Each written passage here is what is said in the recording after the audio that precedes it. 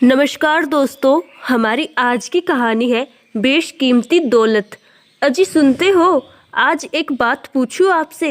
एक 80 वर्षीय बुजुर्ग पत्नी ने अपने 84 वर्षीय पति से कहा।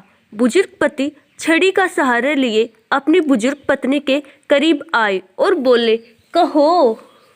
बुजुर्ग पत्नी भावुक होकर बोली, आपको याद है, आपने हमारी शादी से पहले अपनी माताजी को छुपकर एक खत लिखा था, जिसमें आपने अपने गुस्से को व्यक्त करते हुए लिखा था कि आप मुझसे शादी नहीं करना चाहते क्योंकि आपको मेरा चेहरा पसंद नहीं था।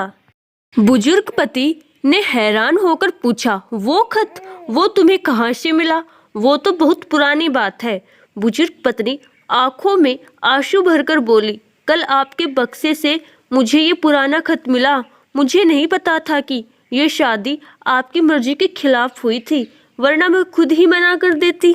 बुजुर्ग पति ने अपना सर अपनी पत्नी की बाहों में रखा और कहा, अरे पगली, उस वक्त मैं सिर्फ 12 साल का था और मुझे लगा तू मेरे से शादी करके जब आएगी तो मेरे कमरे में मेरा साथ मेरा बिस्तर और तकिए पर सोएगी, मेरे सारे खिलौनों के साथ खेलेगी और मेरी गुल्लक के सारे पैसे चुरा लेगी। लेकिन उस वक्त मैं ये कहाँ जानता था कि तू मेरी जिंदगी में आकर मेरी जिंदगी को एक कमरे से बाहर एक घर तक ले जाएगी। ये कहाँ जानता था कि मुझे कपड़ों के बने खिलौने से कहीं ज्यादा खूबसूरत और प्यारे खिलौने हमारे बच्चे तुम मुझे दोगी।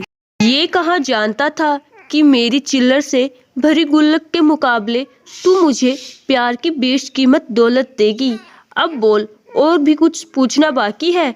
बुजुर्ग पत्नी ने तसल्ली के साथ कहा, भगवान का शुक्र है, मैं तो समझ रही थी तुम्हें उस पड़ोस वाले से प्रेम था। बुजुर्ग पति ने हंसते हुए कहा, अजी रहने दो, कहाँ वो और कहाँ मेरी ये राजकुमारी। दोनों बुजुर्गों ने भीगी हुई पलकें लिए एक दूसरे को देखा और फिर एक दूसरे से लिपट गए। प्यार के आखिरी सफर की मंजिल अब कुछ ही दूर जो बची थी। दोस्तों, ये रिश्ता पति पत्नी का यही आखिरी वक्त तक साथ रहता है। ये वो रिश्ता है जो हमारे जन्म से नहीं जुड़ता मगर बन जाता है जन्म जन्मांतर का। आप सभी पति पत्नियों का ये खूबसूरत नोक झोंक एक महत्वपूर्ण संदेश देती है। तो दोस्तों आशा करती हूँ हमारी आज की कहानी आपको जरूर पसंद आई होगी। धन्यवाद।